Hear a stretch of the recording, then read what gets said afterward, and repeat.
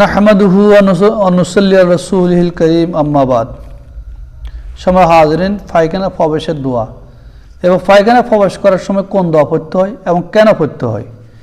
রাসূল কারীম সাল্লাল্লাহু আলাইহি ওয়াসাল্লাম বলেছেন, পায়খানা হলো জিন এবং শয়তানের আড্ডাখানা, অপবিত্র।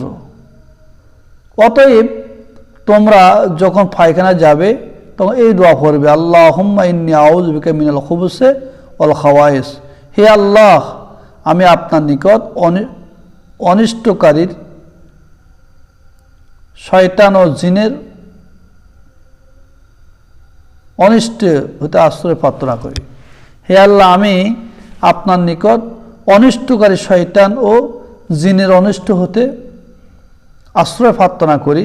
আবু দাউদ শরীফ। অবশ্যই আপনি আমাদেরকে এই জিন এবং শয়তানের